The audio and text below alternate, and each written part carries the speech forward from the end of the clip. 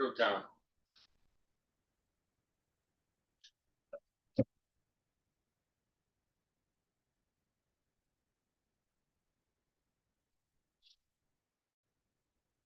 Greetings, greetings, greetings, greetings. It is I, King Clifford Jefferson, a Senator Godfrey the Fifth Caravan Jew, son of folk, ruler of Jerusalem. I'm the reincarnation of King Edward the Peaceful, which we here at the Third Temple English Church of England refer to as our Jesus Christ. It is July 17, 2024, which is the Berber year 2974. I greet you in the name of my Queen Sister Galveston from the House of Galveston, Bishop Archbishop Belmont from the House of Belmont, Bishop Search from the House of Searcy, as well as all members of the Third Temple English Church of England. I greet you in the name of the predecessors, the ancestors, our successors, our mothers, our fathers, our brothers, our sisters, our uncles, our nephews, our nieces, our children, the unborn, those to be born. I greet you in the name of the Spirit of truth. This is a marvelous day to be here again before my people as king, to be able to bring back that social compact or that social construct that we all forgot. And as a result of that, we've been placed in the original position, which is a veil of ignorance for all those who are now classified as citizens. So we're going to take a look back at the last couple of videos I did, do a narrative by way of a narrative by way of this video. Okay, so if you haven't watched my last three lectures, I inform you to stop watching this one and go back and watch that. All right, because if you do, then the clarity of those lessons will be made even more clear today. All right, and this lecture is part two of what is your objective? Is it concrete or abstract? Once again, what is your objective? Is it abstract or concrete? Why do I say that? Because we are always here. Me say, time never was when man was not. If a life of time when man began, the time will come when there will be no more. That was actually taken from the Aquarian Gospel, which was the narrative in Noble Drew Ali's school of thought.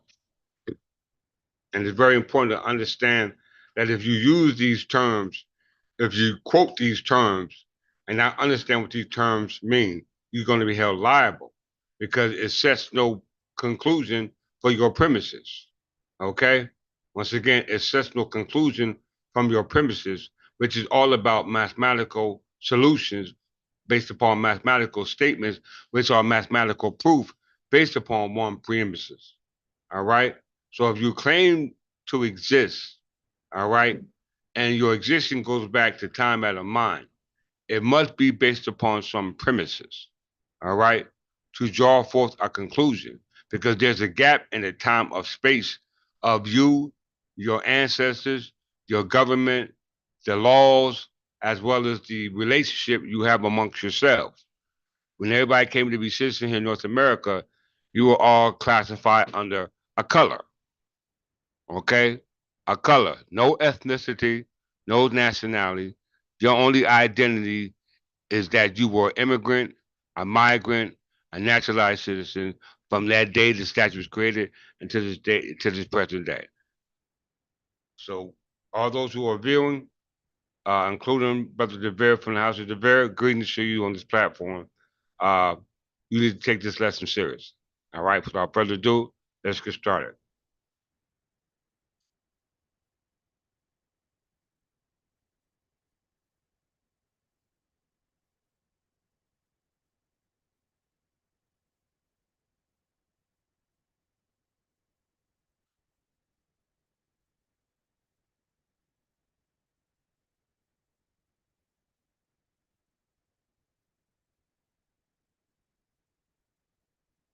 Look at this again from the original position. Original position based upon their thought experiment is ignorance. Okay? The original position for all citizens here in North America, based upon their thought experiment, was based upon ignorance, and which is still exists today. Ignoring the facts. When we say facts, we ain't talking about the concrete facts, because the concrete facts are not facts. They're what we call projections of the facts, but there's no fact within that projection because there's no evidentiary proof. Why I say that is because we all claim to be children of God, right? We all claim to be children of God. That's very important to understand that you are all children of God. We know that God is unchangeable. God is eternal. All right. It has no beginning. It has no end. The only thing that has a beginning and the end is the Alpha and the Omega. The beginning, the ending. First, last. Okay? That within itself represents space, time, or time and space. Everything that happens within that space does not denote to God. Okay? Especially if you call yourself a descendant of God. I repeat, God created the heavens and the earth. He created the universe. He created the solar system. He created the galaxies. All that exists within time and space from position and direction from the observer. You are the observer. When you're observing God's existence here on this plane, it's subject to what we call time and space. All right? Time and space. You call it space time. All right? You call it space time. All right? They call it astronomy or cosmology. All right? We call it mathematics. Okay? Astronomy, cosmology, we call that mathematics. The study of space. Okay? The study of space. You will never hear a lesson so well articulated, so well delivered. And, we got a lot of platforms that claim to have knowledge of self, to have knowledge of the physical body, okay, here on this physical plane. And we know that knowledge of the physical body here in the physical plane does not denote to God, all right? Because we know that in part of evolution phase, which is the transition, God created the heavens and the earth. These are nouns: person, place, or thing. So that place that God created will be considered the heavens and the earth. Okay?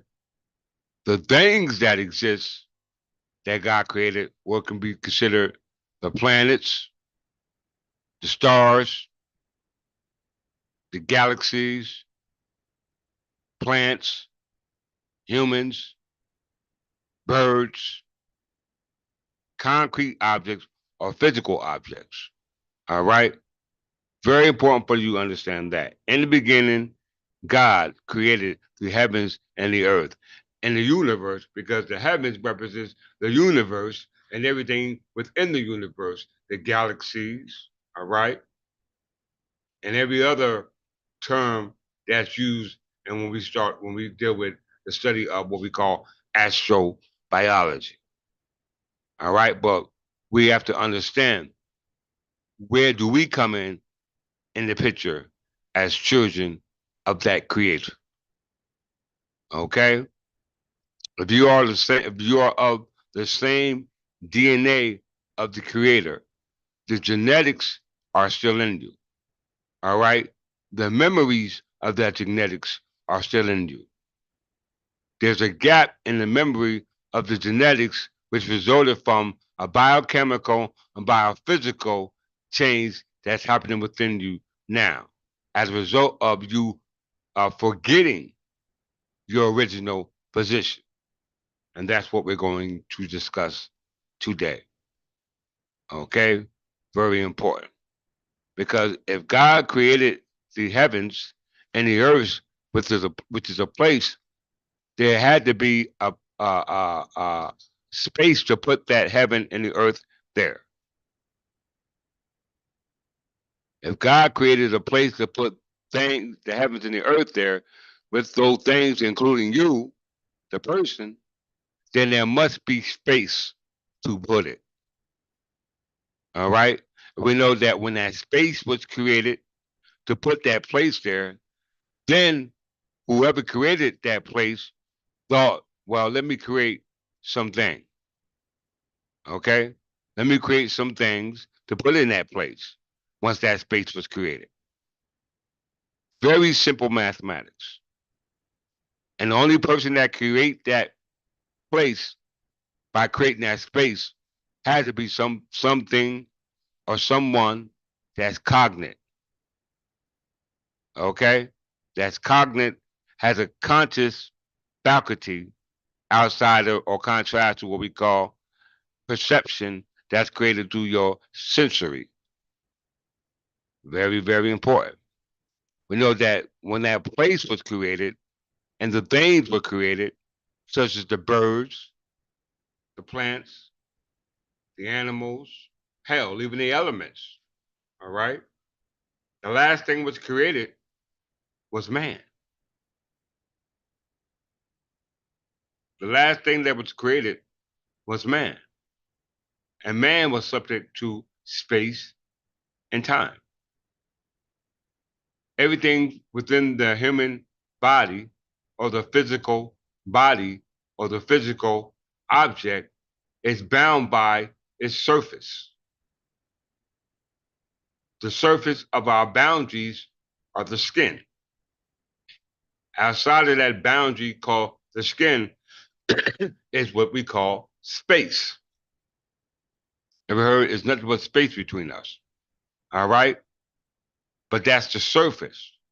You can't see within you, but you know something within you is subject to that space time, which is our composition, okay, which we perceive as physical. All right? But that's not the organic uh, makeup of yourself. That's not the original state of yourself, because you are children of God.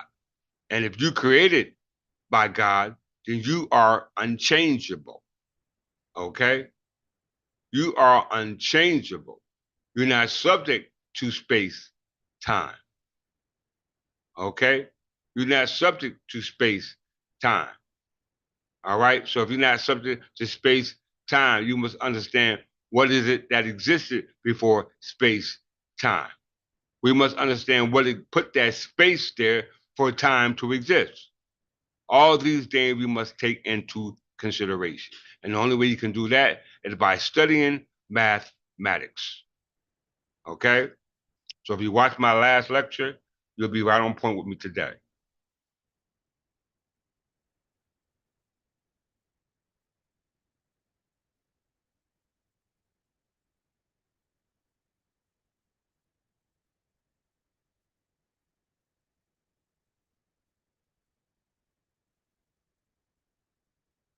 I did this lesson earlier, the past two lesson I did earlier, but it was very early in the morning, so I don't think a lot of people got the time to view it.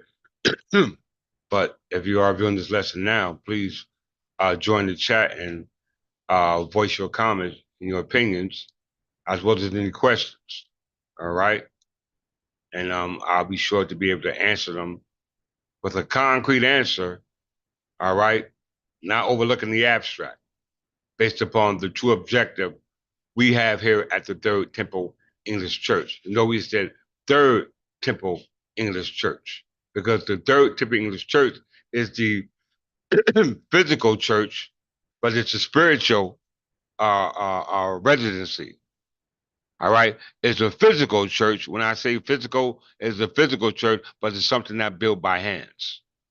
All right, we are incorporated as a physical church, but we have no physical building because this temple is a building that made by hand. We will be getting a temple though to satisfy us in the third dimension, but we know that in the fourth dimension, there's a temple that's not made by hands.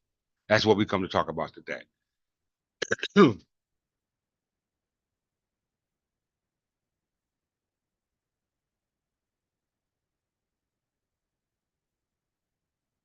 In common usage in classical mathematics, a physical object or physical body, or simply a object or a body, is a collection of matter within a defined contiguous boundaries in three-dimensional space. So they're talking about you. All right? They're talking about you. The boundary surfaces must be defined and identified by the properties of that material that you call matter, although it may change over time. The boundary is usually the visible or tangible surface of the object. So the skin is the surface of the physical body or the physical object. All right? The surface of the physical body or the physical object, which is the three-dimensional space that you feel based upon that which is called mass density. All right? The matter is the object is constrained to a greater or lesser degree to move as one object. The boundaries may move in space relative to other objects that it is not attached to through translation and rotation. An object boundary may also deform and change over time in other ways. So why am I talking about physical objects, physical bodies, or just simply called objects and physical bodies? Why am I talking about that? Why are we talking about three-dimensional space and those objects and bodies, whether they're physical or if they're in a state that's matter, but that is not of less density. We're talking about all that which exists by space and time. Okay, very important for you to understand if you're going to comprehend this lesson. All right, so let's start from the very beginning of the game, or the very beginning of the thinking process. Because whether you recognize this is a game or not, the sum zero of the game or the sum zero of thinking is either you know or you don't. You win or either you lose. So the sum zero of the game is either you lose or you win. There's no ties. The sum zero of thinking is either you know or you don't know. Okay? So if you don't understand what's being told you to today by being taught by other teachers, then guess what? You don't know. All right? So all those who listen to Brother Truth, Asir Dukateers, the Canaanite Moors, the Moorish Science Temple of America, Sinetta Studios, Sarwan Seti, the House of Waking the Mind, Brother Reggie, or any other social format out there. Okay, red pill, blue pill, either one of you. All right. If you know yourself, then you must understand mathematics. Okay? You must understand mathematics. And the definition of mathematics is astronomy. Okay? Very important. Astronomy. So in common usage, classic mechanics, a physical object or physical body or simply an object or body is a collection of matter within a defined continuous boundary and three-dimensional space. The boundary surface must be defined and identified by the properties of the material, although it may change over time. The boundary is usually the visible or tangible surface of the object. We know when we're dealing with persons, places, or things, we know person was the last thing evolved through the process of evolution. God created the process of evolution through what we call the prokaryotic and eukaryotic cell, which are multicellular and non-cellular uh, uh, uh, uh, cells that operate on the molecular level.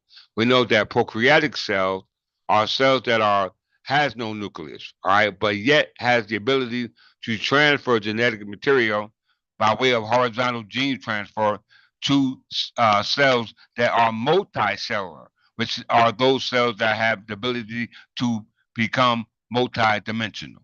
All right, we call that mitochondria DNA. Very important to understand that. All right. That's in all things in this place.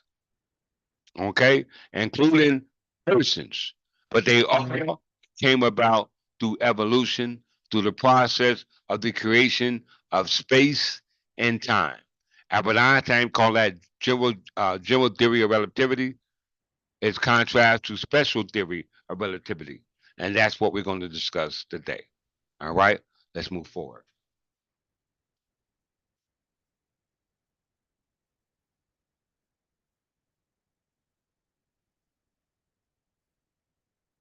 Just going to grasp our narrative again. The original position, what they call ops, because we got ops, right? You heard them gangsters talking about we got ops. Yeah, you really do have ops. The original position or the ops, often referred to as the veil of ignorance, is a thought experiment used for reasoning about the principles that should structure a society based on mutual dependence. The phrase original position is a veil of ignorance which was coined by American philosopher John Rawls, but the thought experiment itself was developed by William Vick and John Harsanyi in earlier writings. Very important for you to understand that because by the way of creation of this original position, which is a veil of ignorance created by a thought process by these two, this puts you in the status and your in contractual agreement that you are in now. Very important. It's called a social contract. A social contract. In the original position, you are asked to consider which principles you would select for the basic structure of a society. All right. But you must select it as if you had no knowledge ahead of time. Okay. Ahead of time of what position you would end up having in that society. So you have no knowledge based upon the future outlook of who you are, what you are, where you come from, what is it that you know? Because right now, excuse me, you're ignorant. Based upon this veil of ignorance, which originated from a thought experiment by these three individuals. All right? By these three individuals. The choice is made from being behind a veil of ignorance, which prevents you from knowing your ethnicity, social status, gender. All right? So you don't know your ethnicity, your social status, and your gender. All right? This is based upon the original position that they put us in, which started at the starting line based upon veil of ignorance for all those over here claiming to be citizens. All right?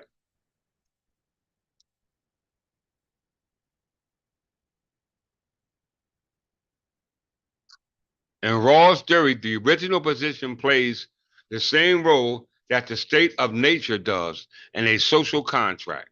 Traditions of Thomas Hobbes and John Locke, the original position figured prominently in Rawls' 1971 book, A Theory of Justice. It has influenced a variety of thinkers from a broad spectrum of philosophical orientation. So they linked uh, original position and thought experiment based upon a social contract. A social contract. First of all, let's look up these terms. Social and contract. What does social mean?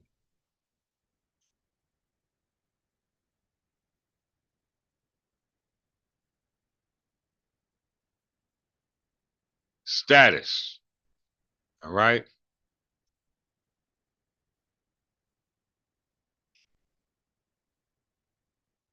I like this there. Status of groups. All right. If you view on this web page, you can go and look it up on your own and view the other material that's on it.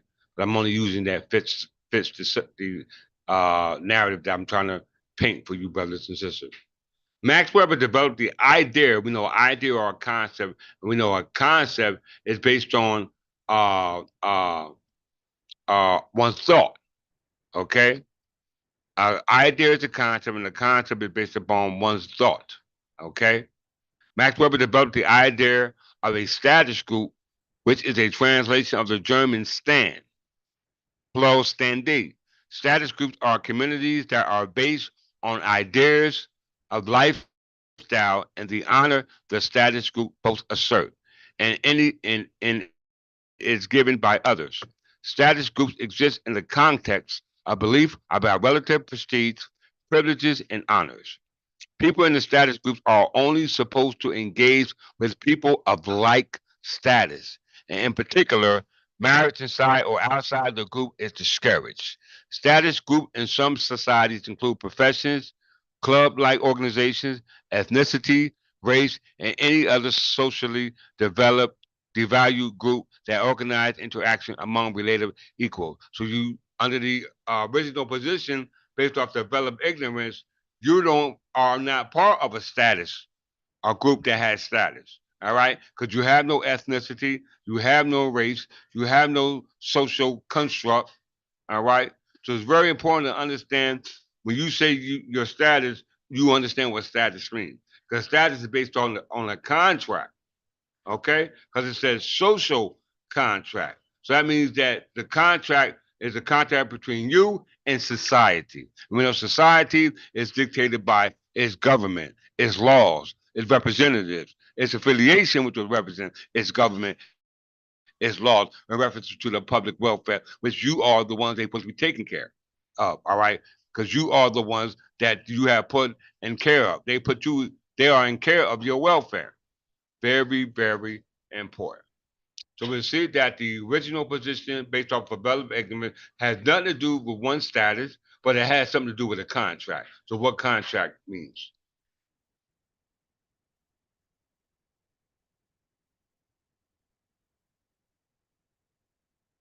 A contract is an agreement that specifies certain legally enforceable rights and obligations pertaining to two or more parties. A contract typically involves transfer of goods, services, monies, or promises to transfer any of those at a future date. We're talking about the future. All right? Not the past, not the present, but the future. At a future date. The activities and intentions of the parties entering into a contract may be referred to as contracting. So we know that the contract is based off the social compact that you have, and that social compact that you have in society is governed by what we call a body of politics. Okay? A body of politics, whether reference to a religious society or reference to just a state. Because we know there's a separation of church and state. The only difference between state and church is that now what you have now is the state who represents the body of politics and the church or the religious society who represents the faith and belief and something abstract. Okay? Something abstract, which is not a bad thing. But the abstract gave birth to the concrete. So if your abstract faith doesn't have anything to match up with the concrete representation here in this physical plane, because you here, all right? So either because you're here, you have to find out if God created you or did you come along with evolution? Because I'm a children of God, and God was not a part of evolution because he did not come in with what we call space time. All right?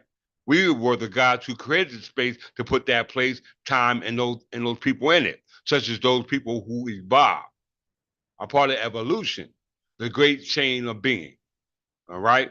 Very important to understand that. So we understand the contract, which dictates the social status, all right, is based upon the body of politics, whether it's a state or a church. So let's define body of politics.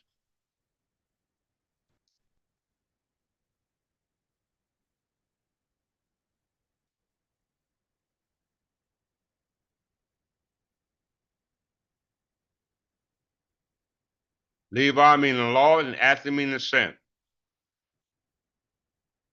Remember, the sum zero of thinking, the sum zero of the game is either you win or lose, or you know or you don't know. All right? So the body of politics is a polity, such as a city, rim, or state. So we know that in the time of our ancestors, it was a fusion of government, right? It was under the king and parliament. All right. We know we had the king, which is legislative, executive department. We had parliament, which is the legislative department. You had the judiciary, which is called the king's bench. That was a fusion of government, all fused into one prior to the separation of church and state, which was done by Thomas Jefferson when it was submitted to the House of Burgesses in Virginia, which is the reason for you being absent from the body of Christ, because Christ represents the mystical body. Okay? Christ represents the mystical body of Christ. How I know it, you're going to see it right here.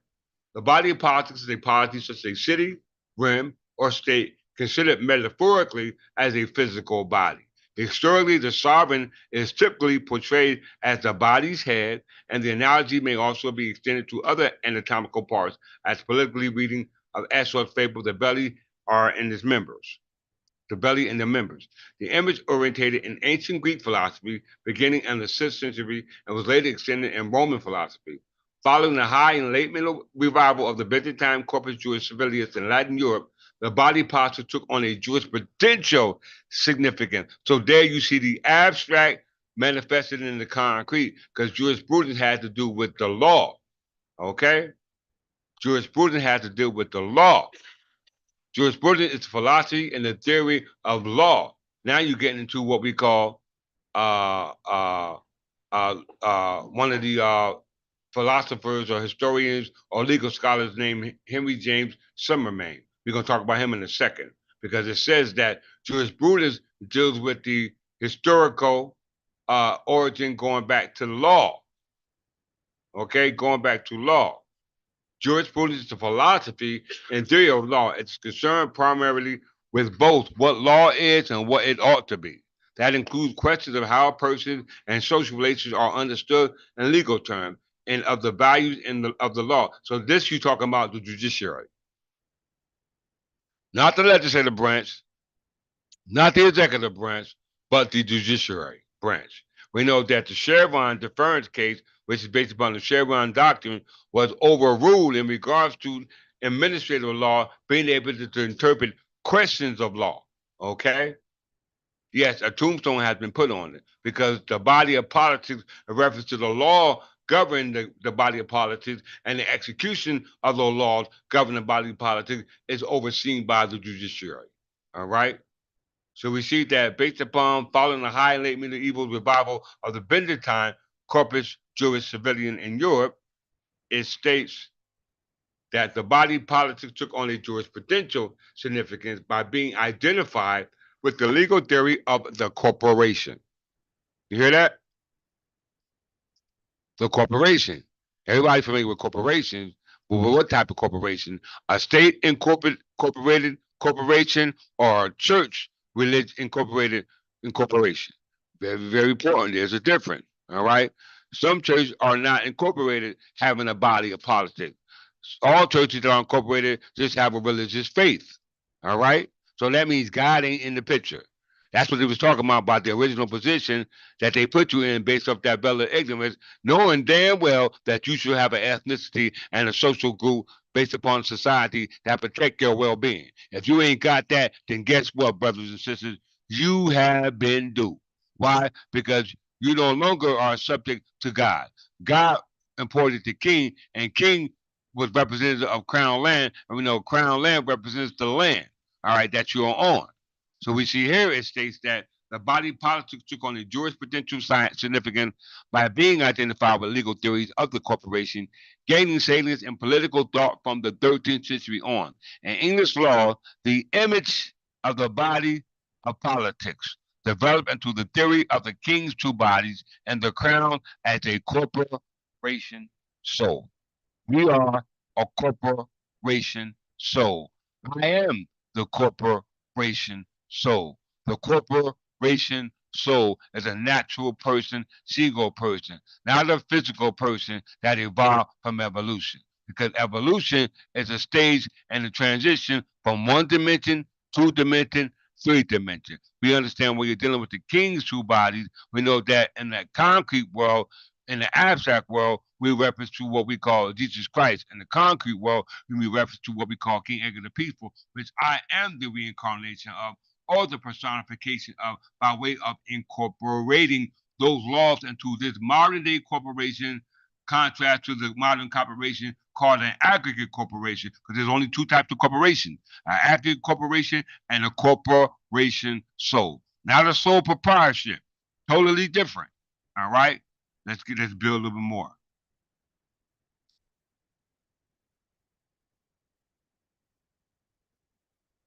The etymology of body of politics. All right. The term body of politics derived from the medieval Latin corpus politicum, which itself developed from the corpus mysticum, originally designated by the Catholic Church as the mystical body of Christ. So if you look at, but extended to politics from the 11th century on and the form of corpus republicae, mysticism, which means the mystical body of the commonwealth. So the mystical body of the commonwealth is what you call the republic, which you have now, because the mystical body of Christ is when the king come back, which is called a corporation soul. All right. So there's the abstract and there's the concrete. There could be no other interpretation than how you're getting it. Because as it was written, so let it be done. Okay. So we know that the body of politics and the abstract is dealing with the body of Christ. And the concrete is dealing with the body of that king who represents the anointing of Christ, because what? He's the one that has knowledge of the beginning and the end. The beginning and the end. This is why he's called the Alpha and the Omega. He understands from one dimension to three dimension, which you are in now. And what he came to reveal to you is about the fourth dimension. But you can only perceive the fourth dimension eternally, not externally. So your senses is not going to do it. You need a thought process that's going to do it. We know a thought process is not the thought process created to put us in this hell, based upon that veil of ignorance by the original position that they put you in, because you didn't know your ethnicity, your body of politics, or your gender, etc. Okay, so because you're in this state of three dimension, it's very important to understand how you got to this third dimension. All right, because that was the state of creation. Didn't God say He created you in His own image? Male and female created thee. So in the image, you must understand that it just said right here. What did it just say?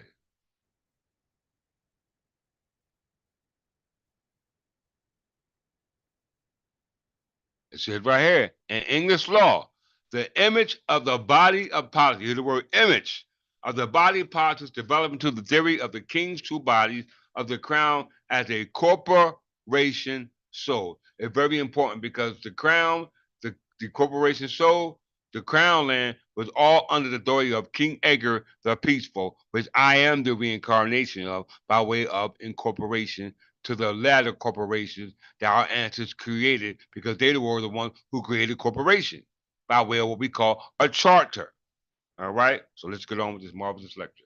Now, since we talked about social status contract, which is a social contract, and the social contract can be with a body of politics or just some body playing politics.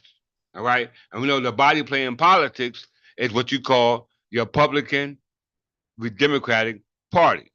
How we know it, just look at the body of politics or the political party of New Jersey. Because we got to go back to the American Revolution.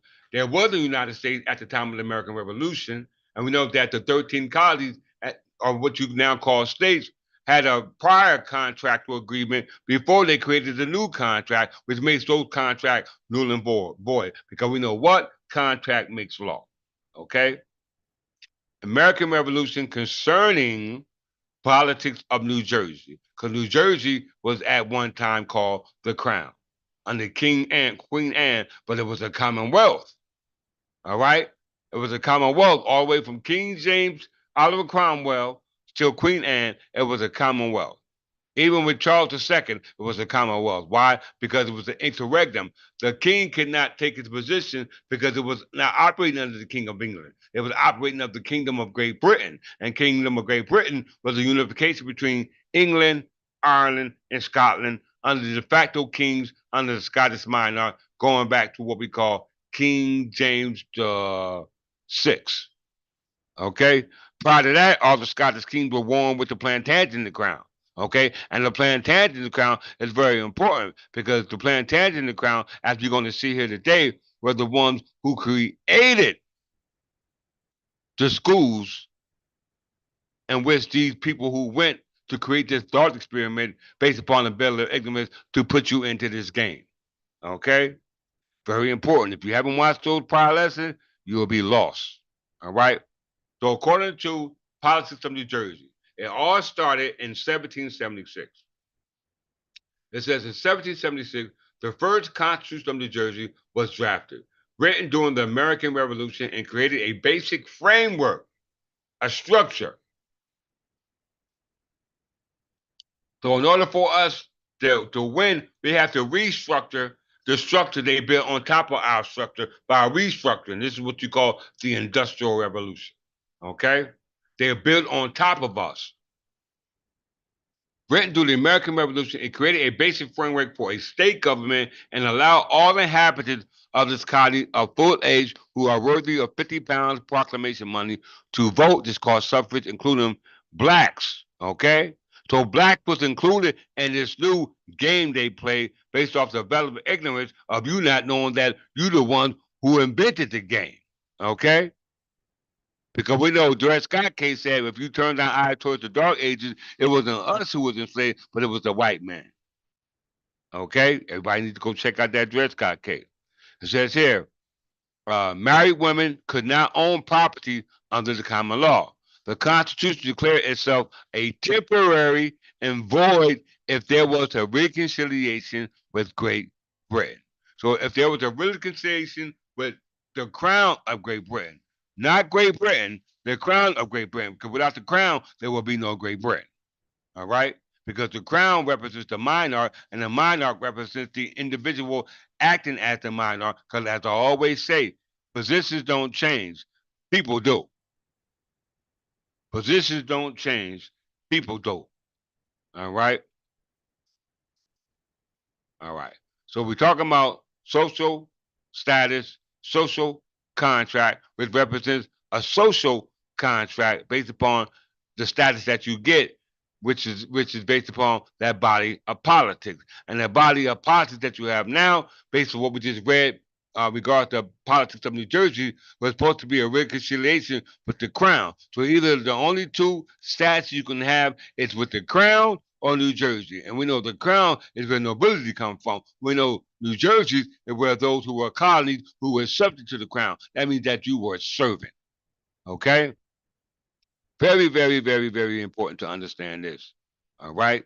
So let's go to understand based upon some credible sources. We want credible, valuable sources that can validate this. When we talk about valid sources, I'm not talking about somebody who went to school and studied history. I'm not talking about somebody who went to school and studied philosophy.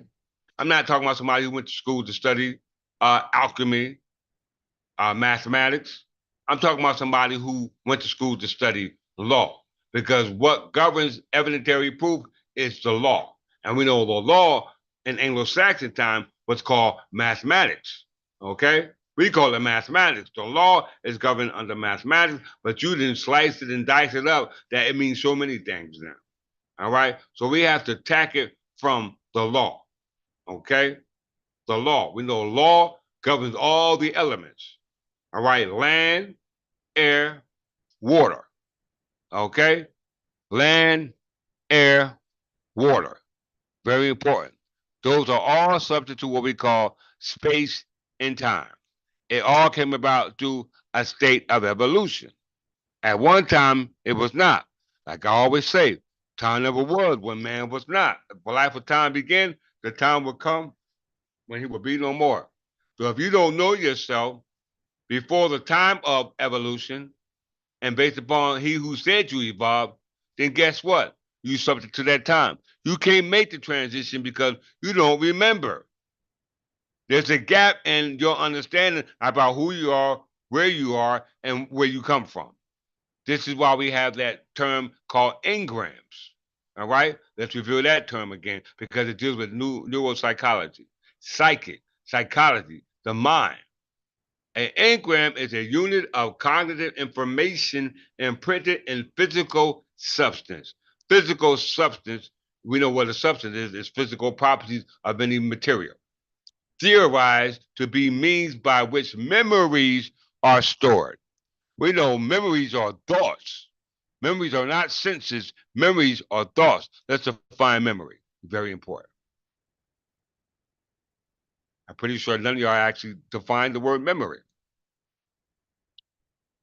Memory is a faculty of the mind by which data or information is encoded.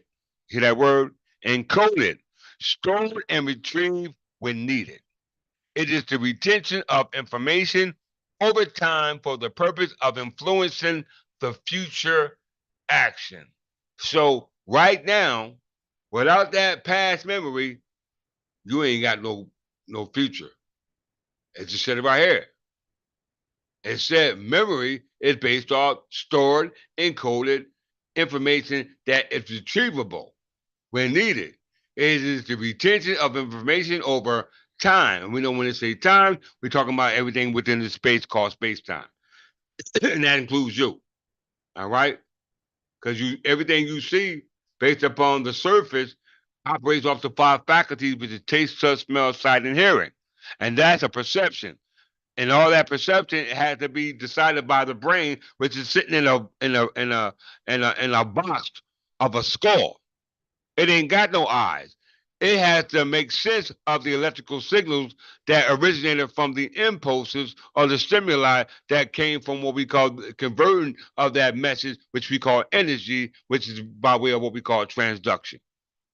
All right? You see how I'm just playing with these words and terms? Memory is the faculty of the mind by which data or information is encoded, stored, or retrieved when needed. It is retention of information over time for the purpose of influencing future action. If past events could not be remembered, it would be impossible for language, relationship, or personal identity to develop. Did y'all hear that? Probably you didn't. So if you didn't, let's go look up what we call uh well, not memory. So I'm dealing with that.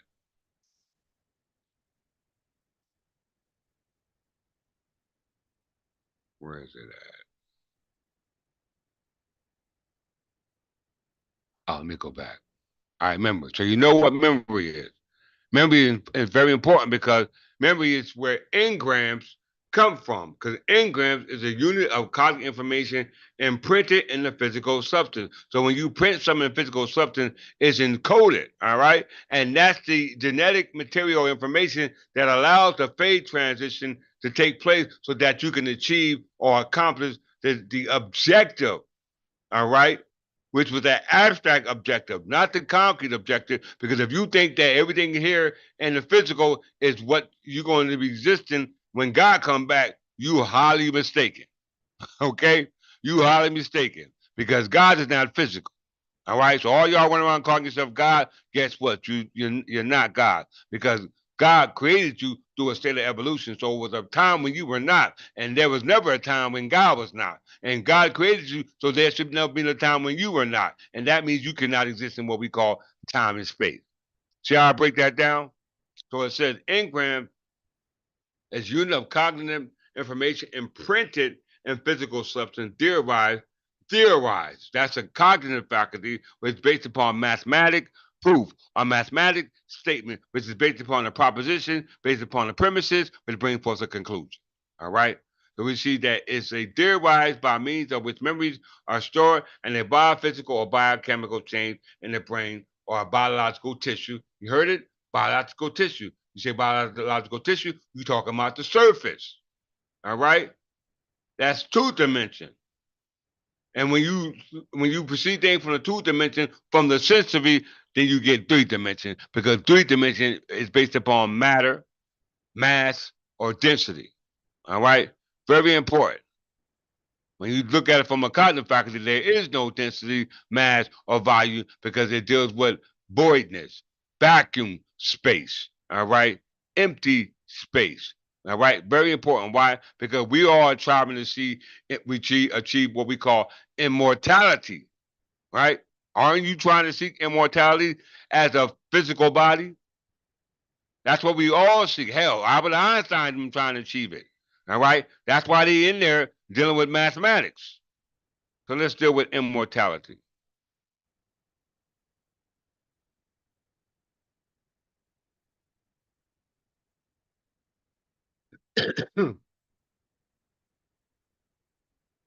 Immortality is a concept of eternal life. Some species possess biological immortality. You hear that? Some scientists, futurists, and philosophers have theorized about the immortality of the human body, with some suggesting that the human immortality may be achievable in the first few decades of the 21st century with the help of certain technologies such as mind uploading. Mind uploading, not digital uploading, but mind uploading. Mind uploading only comes by way of what we call thought process. All right? A thought process, because we know that the body is an object, and the body is an object can either be concrete or abstract. We know when you're dealing with concrete, you're dealing with the physical body, everything you see from the surface and everything within underneath that surface. All right. But we know within the surface that you see that substance of the three-dimensional world, there's something within the substance of that surface within the three-dimensional world that did not originate there. And what is that? That's what we call the prokaryotic genetic nuclear material that was embedded in what we call the genetic material that you call eukaryotes by what we call horizontal gene transfer. Okay? Horizontal gene transfer. Let's get there. So we are able to achieve immortality by mind uploading, encoded minds based upon memories. All right, memories, because memories are based upon biochemical and biophysical memories that are stored in what they said the tissue, biological tissue. That's what they just said. All right, so let's get here. Let's go here.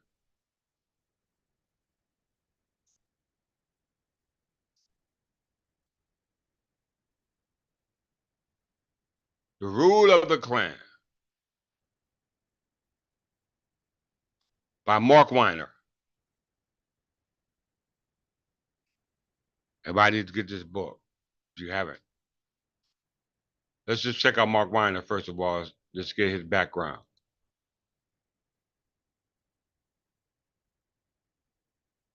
We know those who created the social contract and the thought experiment were all philosophers, theologians, scientists, etc. The ones who created the thought experiment. Okay, all these had a lot to deal with the circumstances and the condition that you're now in. All right. So Mark Weiner also dealt with that situation, but he was countering it. He was trying to find a resolution to the understanding of that which put us in this position based upon that thought experiment. Okay?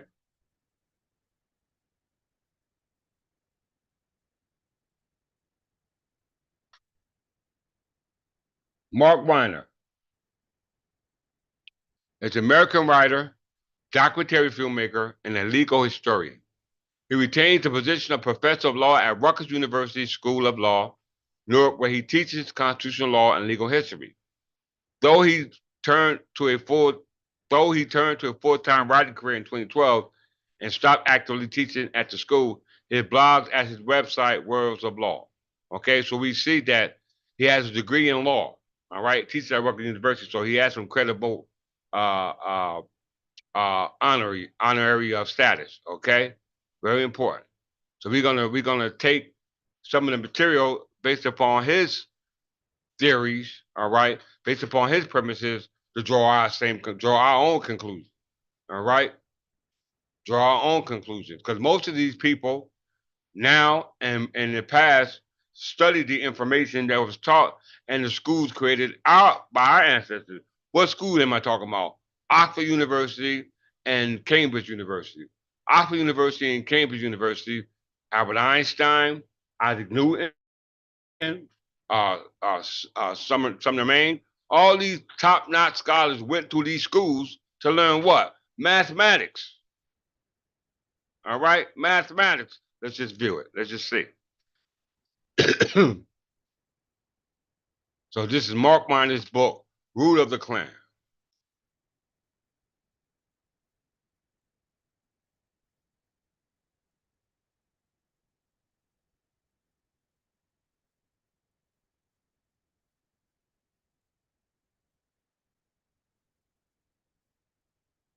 Page 23.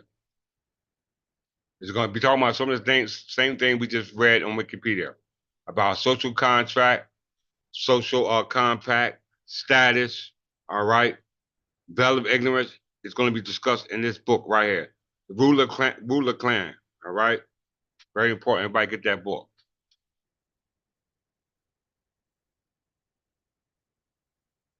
Ruler Clan, what a ancient form of social organization reveals about the future of individual freedom. The future of individual freedom. Because when they created the game, you didn't have no freedom. You was ignorant.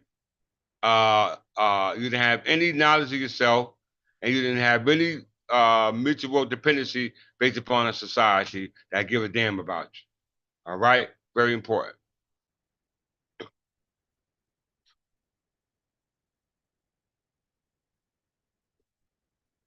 In modern liberal societies, the state represented by a large circle, a vigorous and effective, clearly demarcating and defining community is surrounded. The discrete individual living under the authorities of the state, the smaller circles are in turn equally vital and independent. An essential aim of the liberal legal tradition, as important as its goals of limiting state power, though we are often unmindful of its centrality, has been to build state capacities to ensure such vitality and independence. By contrast, in the absence of the state, or when the state are weak, the individual becomes engulfed within the collective group of which people must rely to advance their goals and vindicate their interests without the authority of the state. A host of discrete communal associations rush to fill the vacuum of power. You hear that word, vacuum? Void of power. When we say void of power, dealing with it from a body of parts, that means there is no king. All right? Because the king had all the power. And for most of human history, the primary such group had been the extended family, i.e., the clan. All right? Very important. So let's define clan real quick.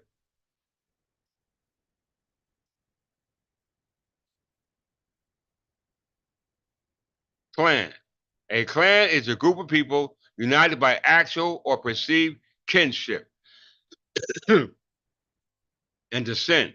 Even if a lineage details are unknown, a clan may claim descent from the founding member of an epical ancestor who serves as a symbol of the clan's unity. Clans and indigenous societies were not endogamous. Their members could not marry to one another. All right? There were strict guidelines governing clans. Clans preceded most centralized forms of community organization and government and have existed in every country. Members may identify with a coat of arms or other symbols. So this is going into what we call heraldry. Okay? Everybody see my coat of arms. It's Jefferson, denounced from Godfrey, descendant of Plantagenet, the fifth caravan Jew. All right, now, and we know Godfrey, the fifth caravan Jew, was the father of Henry II, John, Richard I, Henry III. These are all the individuals who established the common law of England. All right, our ancestors. All right, our descendants. All right, very important. They are descendants of the kings of Wessex, going all the way back to Alfred the Great. Okay, very important. Let's read on. In English, the word clan is derived from Old Irish clan, meaning the children, offspring, progeny, or descendants. It is not from the word or family or clan in either Irish or Scottish Gaelic. According to the Oxford English Dictionary, the word clan was introduced into English in around 1425 as a descriptive label for the organization of society in Ireland and Scottish Highland. We're talking about the Highland clearance, all right? So that's where that word came in. Of course, it's spelled in English, all right? So when you use the word clan for tribes in Africa and African tribes don't speak English, then you can't use English letters. You can't even call it Latin, all right? Because Latin should have their own letters to denote to their own language. So anybody using the English language, i.e., the Anglophone, or should be from the Anglosphere. If they're not from the Anglosphere using Anglophone, then they're not phoning home. All right? Very important. Let's get it. Let's break it down.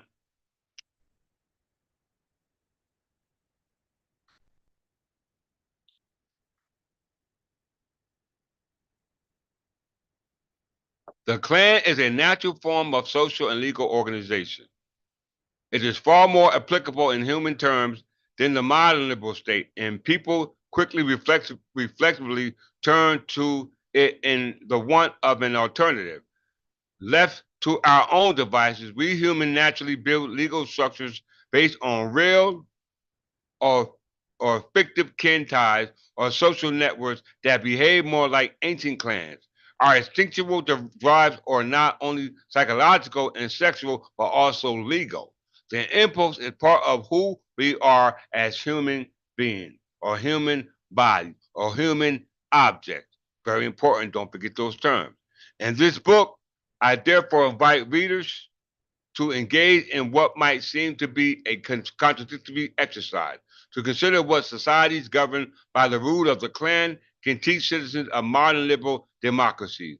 I believe that by examining the rule of the clan and understanding its legal and cultural architecture, including its many positive and compelling features, liberals can gain critical insight for liberalism, i.e., means to liberate. By liberal, I refer to people committed to the value of individualism and the principles of liberal democratic government, regardless of parties' affiliation. All right? Very important. So let's see where I'm going in this article. Let's see.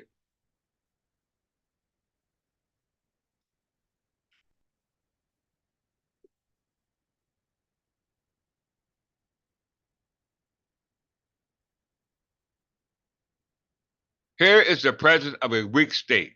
The individual is weakened and submerged in the more muscular corporation association kin groups that maintain society's political order. Okay? So this is a weak example of kin groups and a political society and under a political order that they call a muscular corporate association. All right, because as we read, body politics can either be a corporation aggregate or a corporation soul. And we know a corporation soul deals with the king or the monarch or the crown.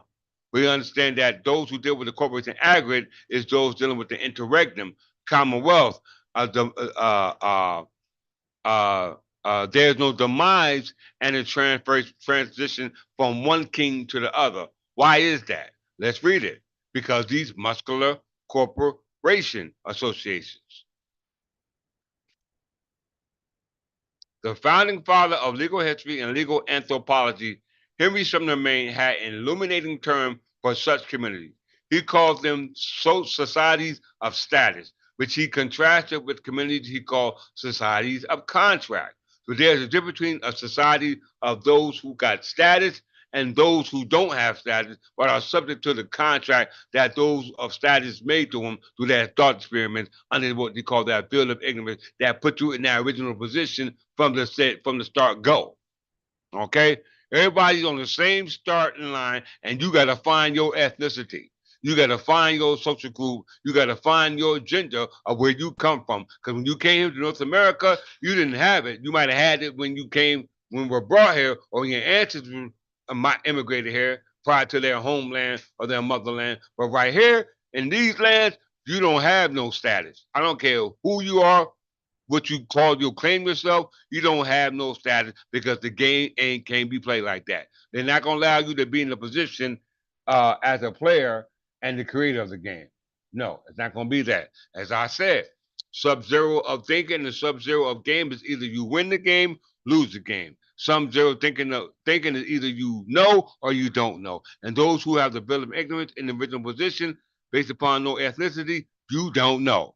Those who do know and created the game, they know. So if they create the game, guess what? 9 times out of 10, they created the game for them to win and you not to win. Okay? So now you need to create your own thought experiment and strategize how you're going to win this game based off this thought experiment that they created and put you in. Because we know they put you in it because based upon the noun, a person, place, or thing, you was the last thing to be created in that place along with those other things. Why? Because in order for that place and that thing, as well as your ass, that space had to be created. All right? The space had to create it. And if the space was created, it was subject to what we call time. And time is subject to the time continuum of past, present, and future. So if you're in that space based upon that time, that means that there's a gap in your timeline. Okay? Because if it's a gap in your timeline, then that memory of who you are will be there and no one can come in and restore or recreate your memories. All right? Very, very, very, very important. This might be the best lesson I did today. Let's see. Let's see who this Henry Sumner Maine is before we move further.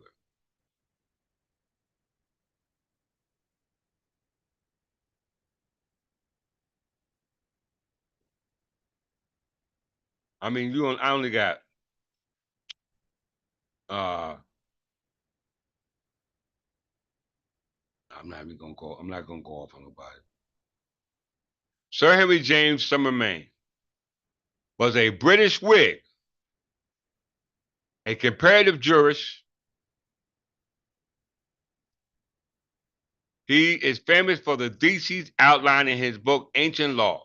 That law of society developed from status to contract. You hear that?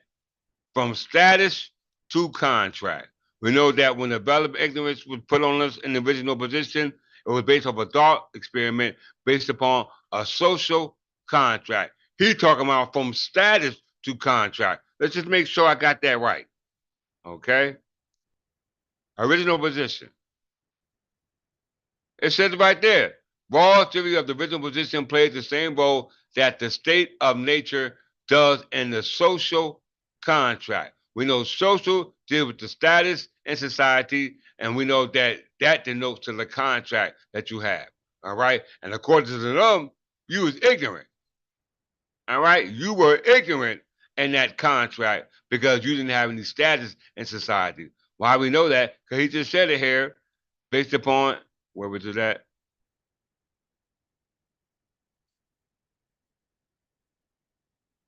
Henry Sumner Maine, who was referenced in the book created or written by an attorney based upon the subject matter dealing with social status and contract law. Okay, which we're gonna read, which we're reading now. Okay, so Sir Henry James Sumner Maine was the case KCSI and FRS. Y'all betting y'all waiting to know what that means? I'm gonna show you in a second. He is famous for the thesis outlined in his book, Ancient Law, the Law of Society Developed from Status to Contract. According to the thesis, in the ancient world, individuals were tightly bound by status dealing within a particular group, while in the modern one, in which individuals are viewed as autonomous agents, they are free to make contracts and form associations with whomever they choose. Because of these theses, Maine can be seen as one of the forefathers of modern legal anthropology, legal history, and sociology of law. Did y'all hear that? Did you know that? All right. So this gentleman was considered one of the founding fathers of everything that has to deal with or do with law. Okay. From a legal perspective, from a historical perspective, from an anthropology perspective, from a sociology perspective, this man was skilled in the law. Okay.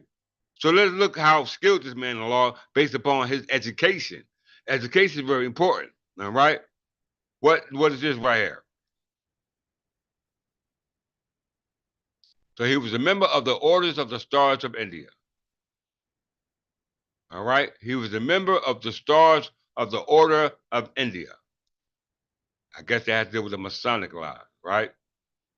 The order was the fifth most senior British order of chivalry, following the Order of Garter, the Order of Thistle, the Order of St. Patrick, the Order of Bath. It is the senior order of chivalry associated with the British Raj Junior and the most eminent order of Indian Empire. And there is also for women only the Imperial Order of the Crown of India.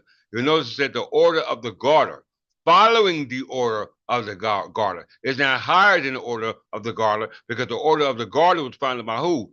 Edward III of England, son of Henry III, son of Henry II, son of Godfrey V, kind of Jew, son of Folk, ruler of Jerusalem. So he's our family of the Plantagenet crown, all right? Which this guy, Henry Sumner Maine, through secretly learned our information. All right? Learned our information. He was also a part of the Fellowship of Royal Society. All right? The Fellowship of Royal Society is an award granted by the Fellows of Royal Society of London for individuals who have made a substantial contribution to the improvement of natural knowledge, including mathematics, engineering science, and medical science. Well, hell, if they had to go to these schools and get these honorable badges, then hell, we didn't have to go to school to know this information. So guess what? We have our status is of the noble tree that they're talking about. All right. We already got that status because we didn't have to go to school to knowledge. It was the information already embedded in the we just forgot or you just forgot because I know it. Look who else studied and are part of the Fellow of World Society. Who else is a part of this group? Fellowship of Society, the oldest known scientific academy in continuous existence. Did you hear that?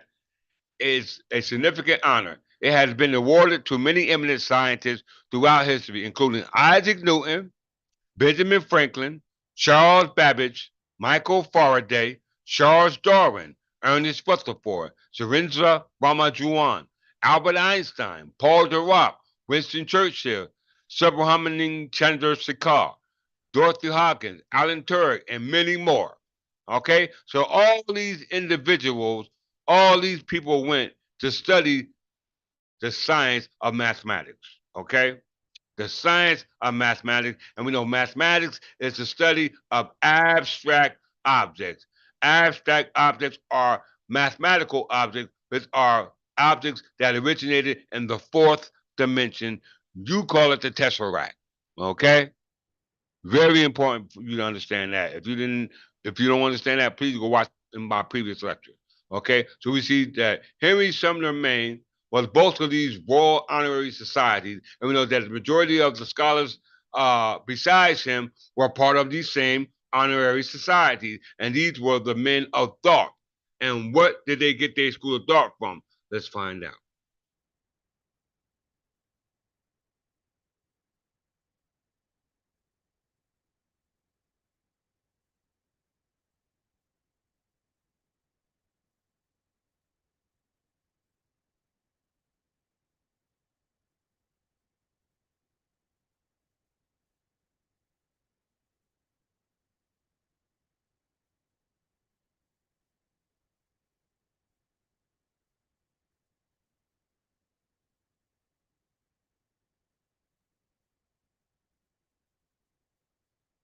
All right. Institutions he went to.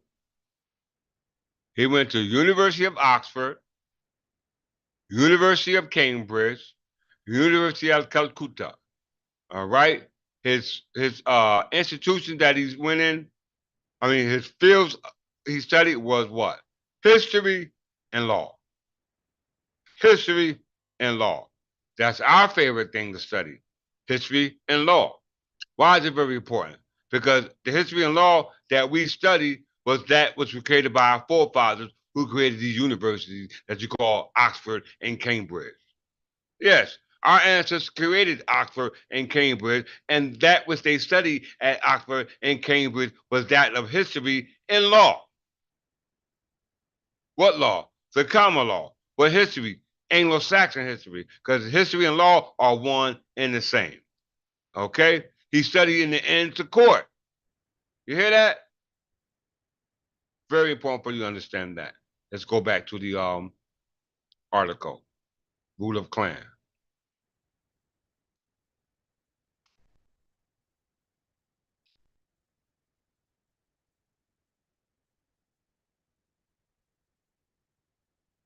So the founding father of legal history and legal anthropology, Henry VII Maine, had a illuminating term for such community. He calls the societies of status.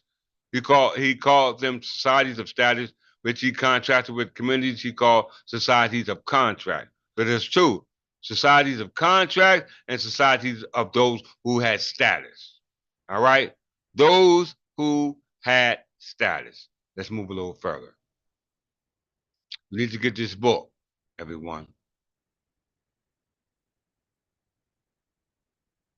Transformation of a clan.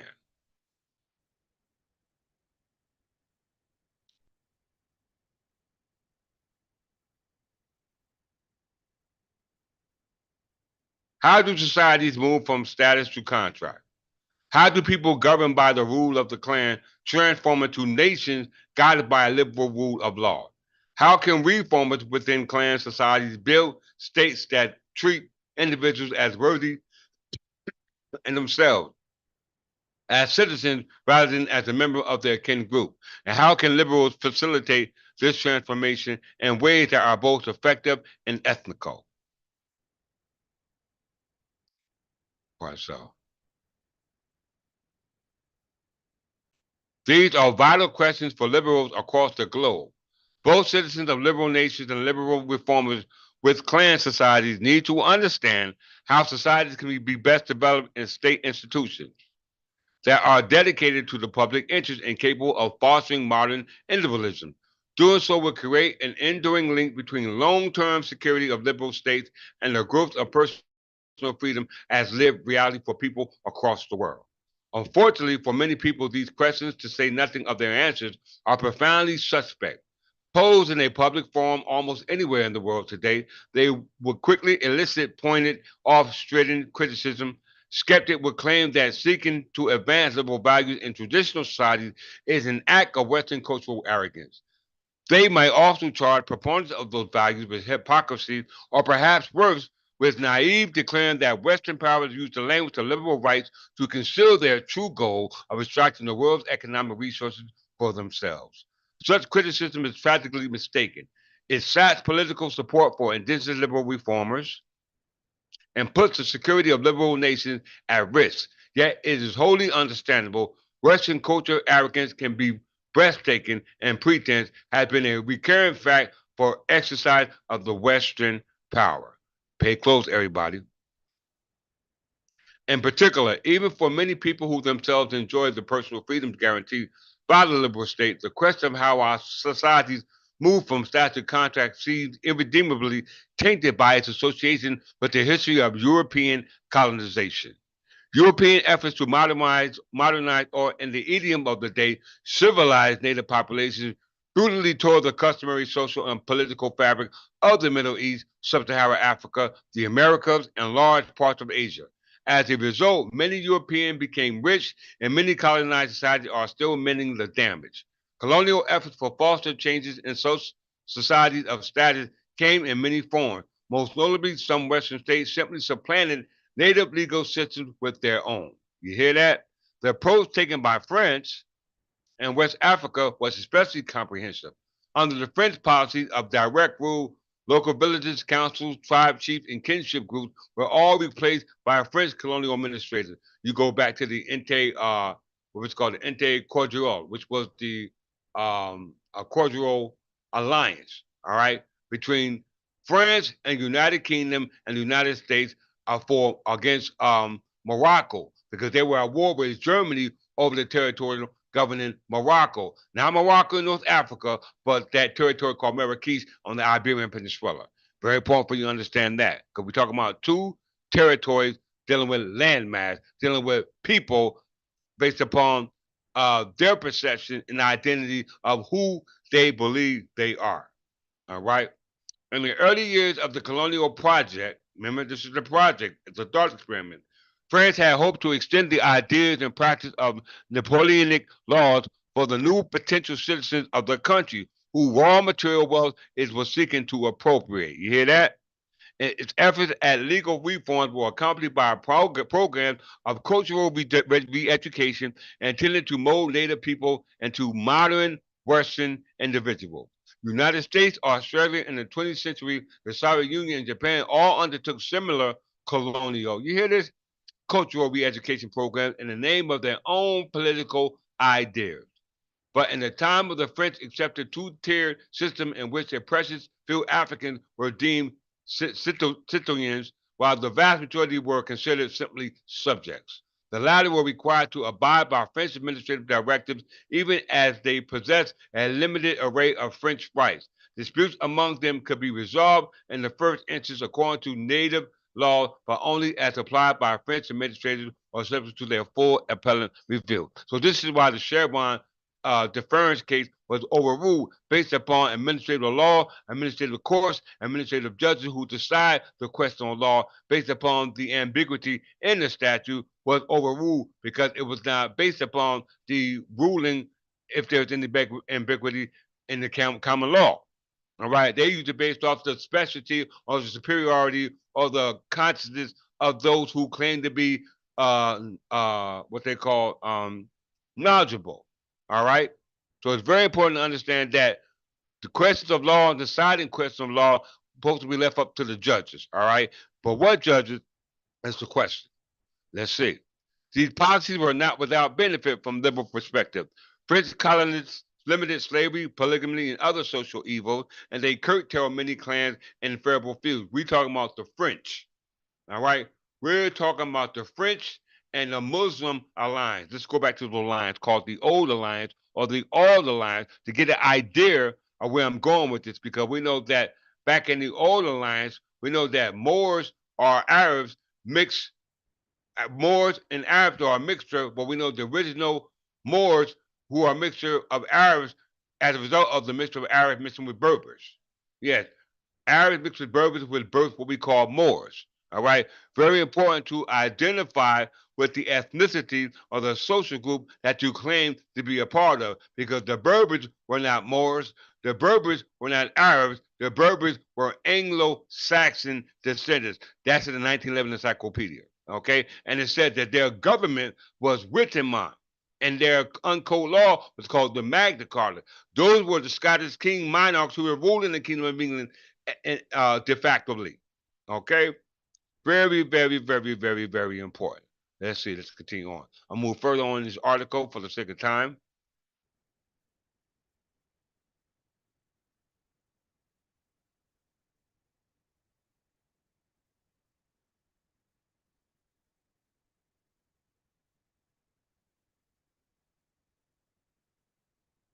Let's see here.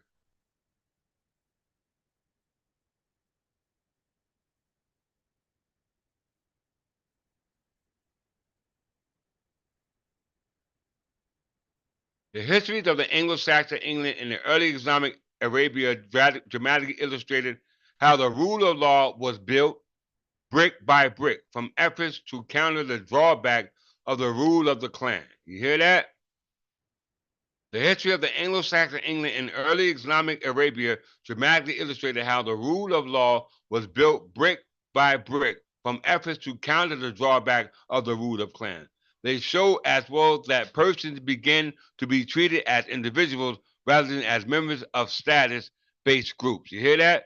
Within the context of robust state dedicated to public ideals, and they suggested that the kind of state capable of guaranteeing modern individual freedom developed on the basis of a common identity that transcends extended family membership, a common identity that was itself founded on a new understanding of law. Not the old understanding of law, but a new understanding of law. The new old understanding of law was the common law of England. The new understanding of law was the administrative law that was created by way of the administrative government that was created by way of we call administrative agencies, by way of administrative colonies.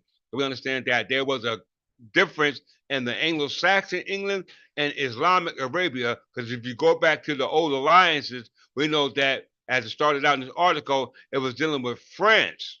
All right. And France was ruled by the Plantagenet crown, who were descendants of the Anglo-Saxons by way of Godfrey V, Count of Anjou, son of Fulk, ruler of Jerusalem. We know that the Anglo-Saxons were the kings of Wessex, who now became the Plantagenet crown by way of the marriage between Margaret of Wessex, who was the Margaret of Scotland, who was the wife of Malcolm III, and her granddaughter was Matilda. What were her name was what was her name? Give me a second. Matilda of Scotland. And Matilda of Scotland married Fulk V. All right. Matilda of Scotland married Fulk V. And Fulk V was the son of Godfrey V, Count of Anjou, son of Fulk, ruler of Jerusalem. All right. So it says here, both Christianity and Islam played an essential role in these parallel histories, seeking modern equivalent to the role religion played in overcoming the rule of the clan. I suggest that today liberals can help diminish the political significance of kingship by encouraging the spread of new social media and the growth of the middle class profession. The twin stories of Germanic, and Arabian constitutional development also indicate that the state formation in clan societies is most effective when state builders work not against clans, but rather with and through them. Overcoming the rule of the clan must be a local, quintessentially political process. That sounds almost like the word quintessa. Quintessentially political process. It must involve difficult, messy compromises and make us of traditional institutions for modern ends if it is to be both legitimate and enduring. Together, the history of the Anglo-Saxon England and the early Islamic Arabia offers a common cultural resource with which to imagine the future beyond the rule of the clan. They offer a story liberals can tell ourselves about who we are and about the shared future we are building wherever we may live. So that means it's a team effort. Okay? We must understand that the 1911 encyclopedia clearly spells it out. Who is who?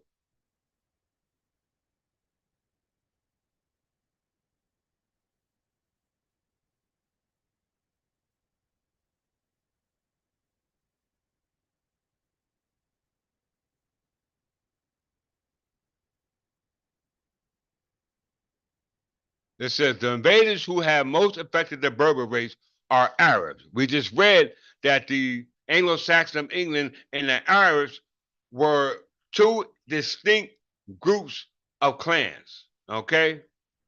Arabs and the Anglo-Saxons of England were two distinct groups of clans. All right? Now we're reading here in the 1911 encyclopedia, and it says the invaders who have most affected the Berbers race are Arabs. We know Berbers are the Anglo-Saxon Berbers because they're going to tell you the government used by these Berbers was Wittmann, and Wittmann means wise men. Wise men.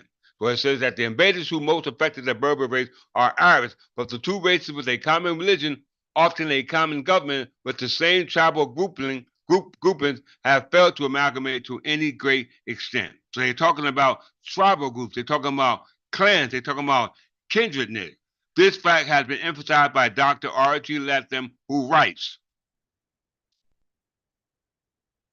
all that is not Arabic in the kingdom of Morocco, all that is not Arabic in the French province of Algeria, and all that is not Arabic in Tunis, Tripoli, and Fezzan is Berber. The explanation lies in the profound distinction of the character. The Arab is a herdsman and a nomad. The Berber is a agriculturist and a townsman. The Arab has built his social structure on the Quran, which inculcates absolutism, aristocracy, theocracy, and Berber, despite his nominal Mohammedanism, is a democrat with his Jimna or Witnamat and his Qanun or un, unwritten code, the Magna Carta, of the individual liberties as opposed to the community good. So we see that the Berbers must be the Anglo-Saxon because the government of the Berbers was called Wittenmont and the unwritten code of the Berbers was called the Magna Carta. Okay, very important. So we go back to the ruler clan. It says here, and I repeat, together the history of the Anglo-Saxon England, i.e. the Anglo-Saxon Berbers, and the early Islamic Arabia offer common cultural resources which wish to imagine a future beyond the rule of clan. We know that these are two distinct groups of ethnic groups, okay? And we know that they created the Moors, okay? They created the Moors. Now let's see that as a result of amalgamation, mixture, violating the very laws that society had put in place going back to time out of mind. We call that time immemorial. Okay? So we understand that the Arabs and the Anglo-Saxon of England were two distinct groups of people going back to the alliances that we had with our descendants. Okay? Based upon alliances. Let's look at these alliances again because it said the Arabs and the Anglo-Saxons.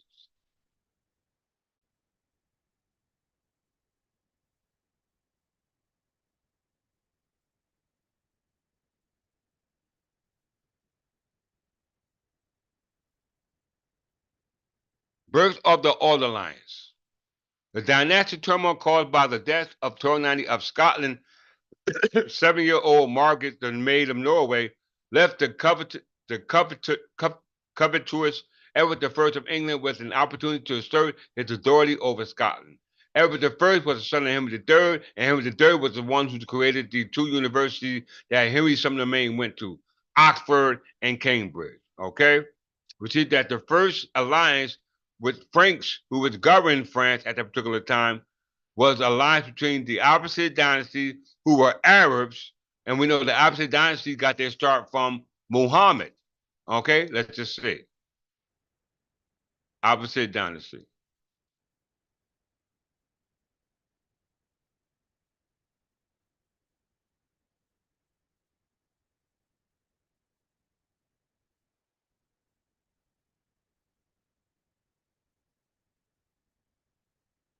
The Abbasid Khalifa or Abbasid Empire was the third Khalifa to succeed the Islamic prophet Muhammad.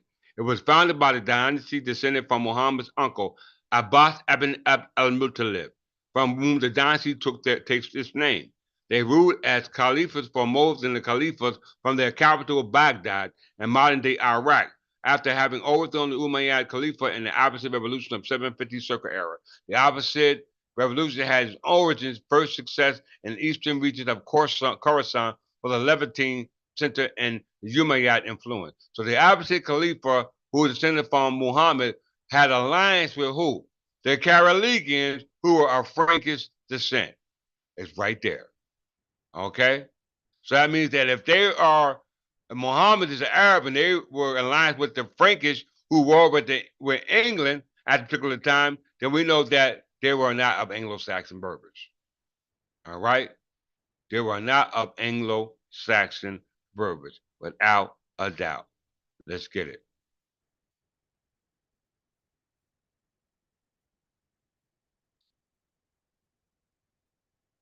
From kin to king, state development in England.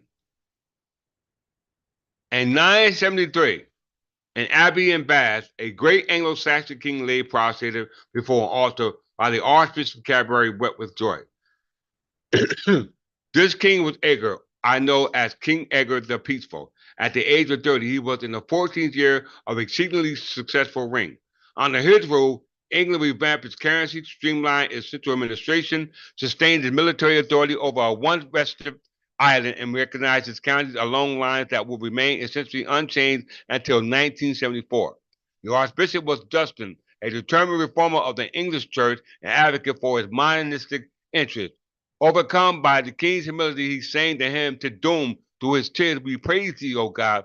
We acknowledge thee to be the Lord. A half century later, he will be canonized as a saint. Let's just look at the what we call New Ministers Winchester.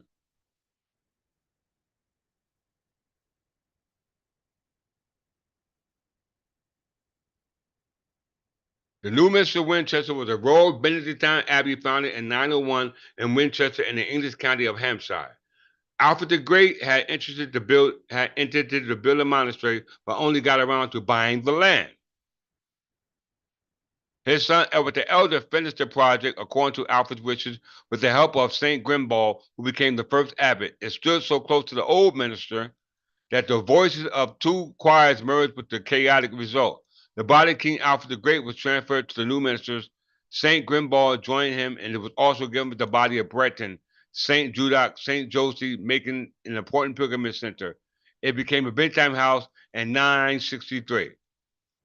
According to John of Worcester in 972, King Edgar ordered the church of the new ministry begun by his father, King Edmund, but completed by himself to be solemnly dedicated, and it is not known what part of the church was rebuilt.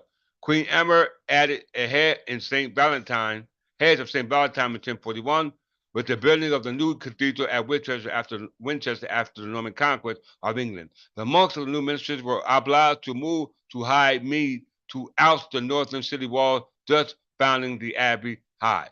So we understand that the new minister charter, in reference to King Edgar Peaceful, which is mentioned here in the root of clan, was based upon the English Benedictine reform. Okay, the English Benedictine reform of the monasteries. Okay, from ecclesiastical to the religious Benedictine reform under Saint Benedict of Nursia. Okay, very, very important for you to understand that. Let's look at the University of Oxford.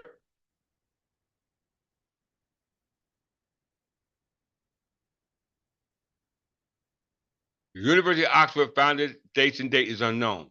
In the 14th century, the historian Randolph Higdon wrote that the university was founded in the 10th century by Alfred the Great, but the story is apocryphal. And it is known that the teaching at Oxford existed in some form as early as 1096, but it is unclear when the university came into being. Scholar Theobald of Intaps's lecture at the Oxford in the early 1100s. Okay, so it said that Alfred the Great built the University of Oxford. All right, it grew quickly from 1167 when English students returned from the University of Paris. The historian Gerard Rawls lectured to such scholars in 1188. The first known foreign scholar, Immo of Friesland, arrived in 1190. The head of the university had the title of a chancellor from the least 1201, and the masters were recognized as the universities or corporations in 1231. The university was granted a royal charter in 1248 during the reign of King Henry III. Did you hear that? After disputes between students at Oxford townsfolk in 1209, some academics fled from the violence to Cambridge, later forming the University of Cambridge. All right? Very, very, very important for you to understand that.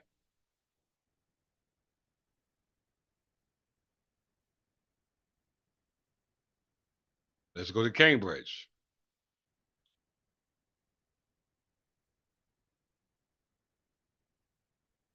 Founding.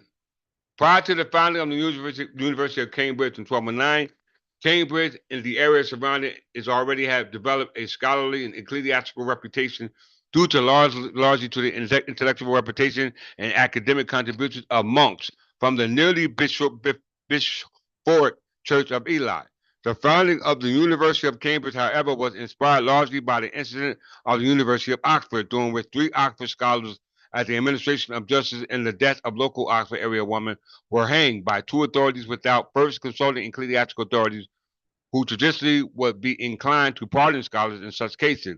But during the time, Oxford town authorities were in conflict with King John, son of Henry II, son of Godfrey, the 5th Count of Anjou, where I'm descended down from. Fearing more violence from Oxford town folks, University of Oxford scholars began leaving Oxford for more hospitable cities, including Paris, Reading, and Cambridge. Enough scholars ultimately took residence in Cambridge to form, along with the many scholars already there, the nucleus for a new university formation. By 1225, a chancellor of the university was appointed, and writs issued by King Henry III in 1231 established that rents in Cambridge were to be set secundum consultodionum universalitis, according to the custom of the university, and established a panel of two masters and two townsmen to determine these. So we see the University of Cambridge and the University of Oxford were the universities of learning created by who? The Plantagenet kings. The Plantagenet kings. We must understand that because this is the information that I'm teaching you now. Because I am descendant of the Plantagenet kings. All right? Very, very, very, very important. What did they study here in Cambridge?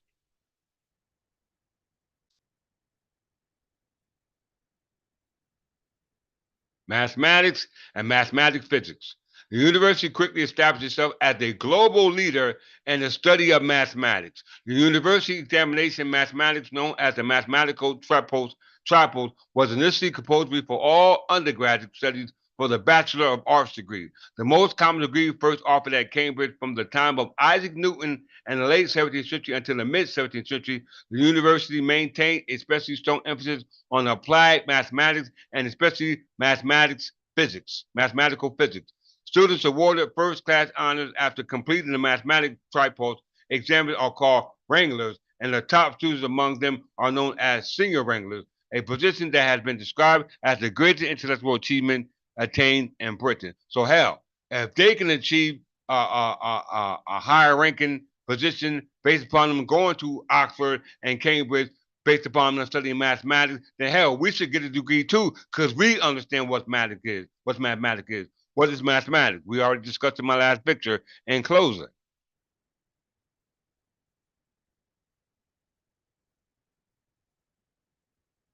Mathematics is the field of studying, discovering, and organizing methods of theories that are developed and proved by way of empirical sciences and mathematics itself. The only way this can be done is by what we call mathematical proof. Okay? Mathematical proof. What is mathematical proof? Let's just see.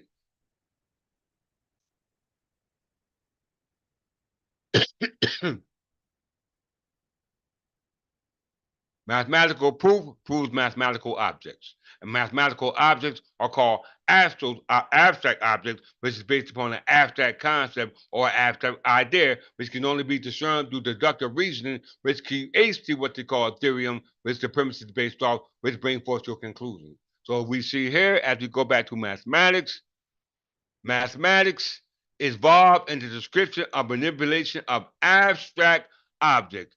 Abstract objects are mathematical objects, all right, or mathematical bodies. Once again, mathematics deals with mathematical bodies or mathematical objects, which are abstract objects, contrast to concrete objects, because concrete objects are subject to what we call three-dimensional space and time. So when you're dealing with abstract object, it deals with or it takes abstraction from that nature of physical things.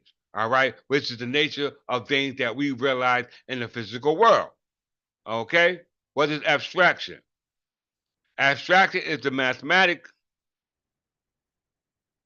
Abstraction is mathematics in the process of extracting the underlying structure, patterns, and properties of the mathematical concept, i.e., idea, removing any dependency on the real world objects with which it might originally have been connected. Okay? So, what we're doing through thought experiment is connecting our minds, our thoughts, by way of a thought experiment, by way of abstraction from the concrete object to abstract objects. And we know abstract object is a mathematical object, and mathematical object is an object denoting to that does not exist in what we call space time, because those are subject to what we call the Euclidean theory or mathematical Euclidean mathematics, which deals with space time.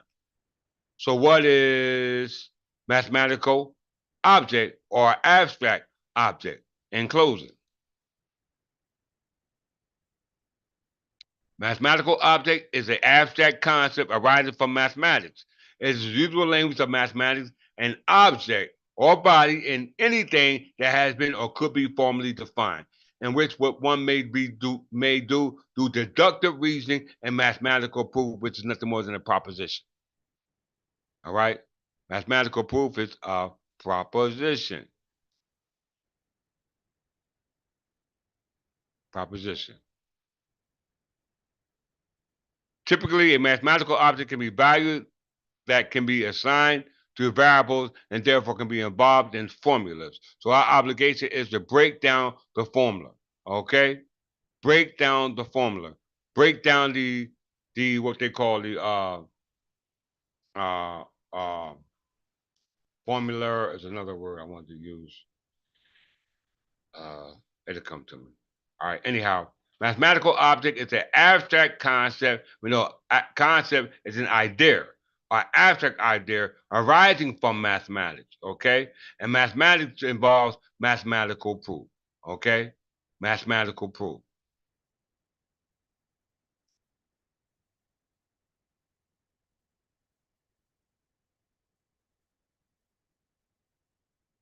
We know mathematics based off the definition in the 17th, from the 15th to 18th century, defined as astronomy. In Latin and English until the 17th century, the term mathematics more commonly meant astrology or sometimes astronomy rather than mathematics. The meaning gradually changed to its present one from about the 15th to the 1800s. This change has resulted in several mistranslations. So as we can see, from the 15th to the 1800s, those who were going to the universities of Cambridge and Oxford was that studied mathematics was studying astronomy. How we know that? Albert Einstein, Isaac Newton, they were all studying at these schools. Darwin, who else? Who else they said? Uh, you can read it from yourself. All these people were studying metaphysics. All right, they were studying metaphysics. All right, they were studying mathematical objects. All right, mathematical objects are tesseracts. All right, mathematical objects are the tesseract, and a tesseract represents the fourth dimension. All right, the fourth dimension.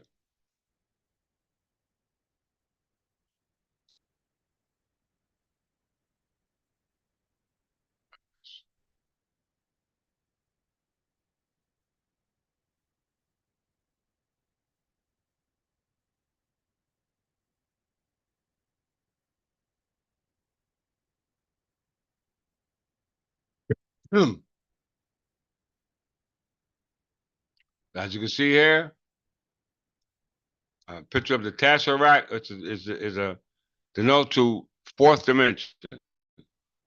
In closing.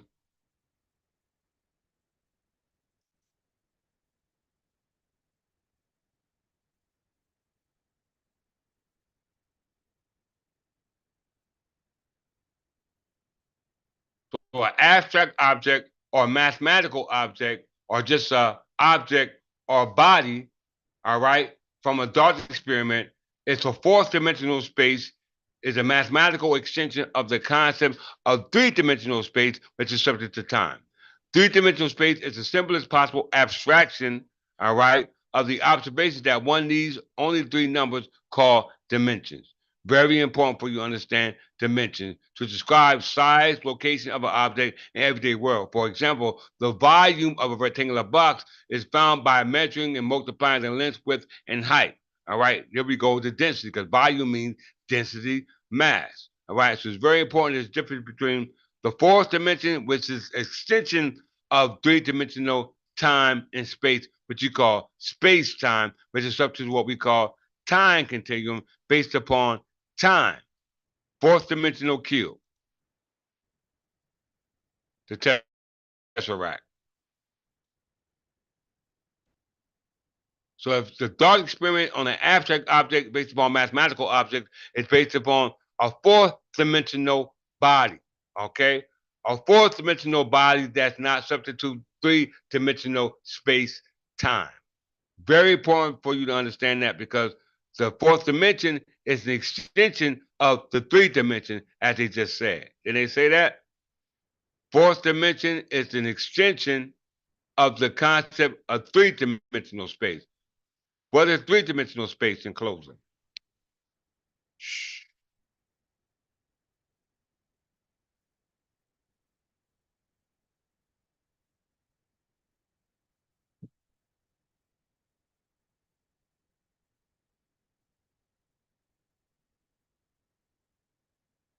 In geometry, three-dimensional space, or rarely tri-dimensional space, is a mathematical space in which three values coordinate are required to determine a position and point. Space is determined by position and direction. It's called space-time. Let's look at it in closing.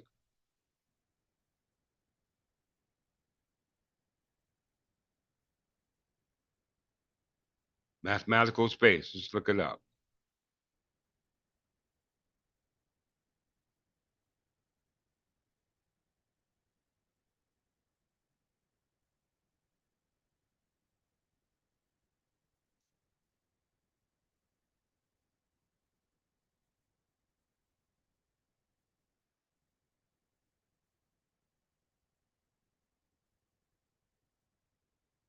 I'm almost finished, ain't that? Space. In mathematics, a space is a set, sometimes known as a universe, was a definition, structure, of relationship among the elements. While modern mathematics uses many types of spaces, such as Euclidean space or linear space, topological space, Hilbert space, or probability space, it does not define the notion of space itself. A space consists of a selected mathematical object. You hear that? Space consists of a mathematical object. Hold that thought.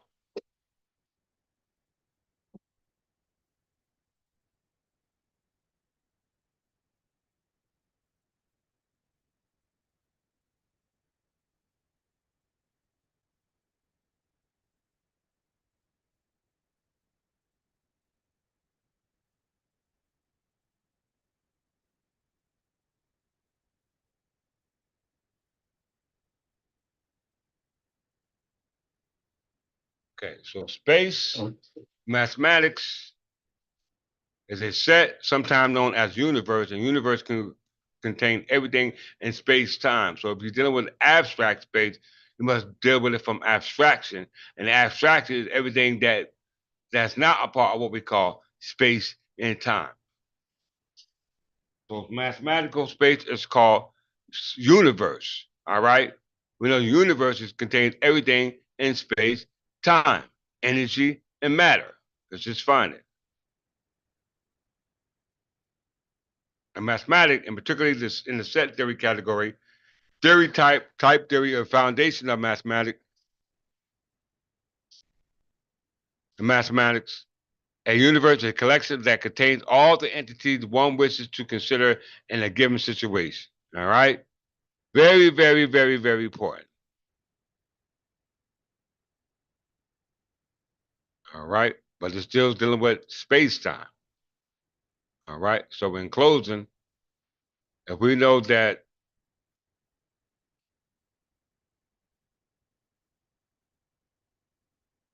Euclidean space is what we call three-dimensional space, and three-dimensional space is subject to what we call space-time.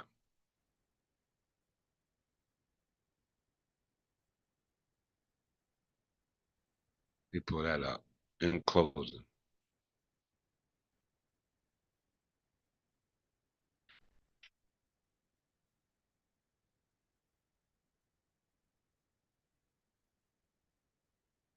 Space-time.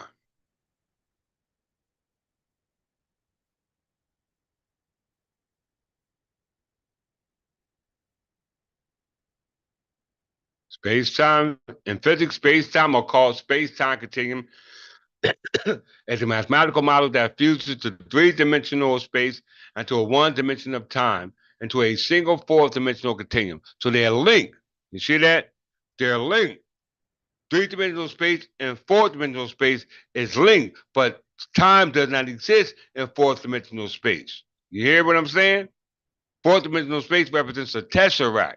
Fourth dimension, an abstract object that is absent of mass, volume, or density. So in physics, space-time, called space-time continuum, is mathematical that fuses the three dimensions of space into the one dimension of time. Time is based upon what? Past, present, and to the future. Okay? So in order for you to understand what space you belong to and not what space you are a part of, you must understand how it got there. In order for you to understand how space got there, you must understand ether. In closing,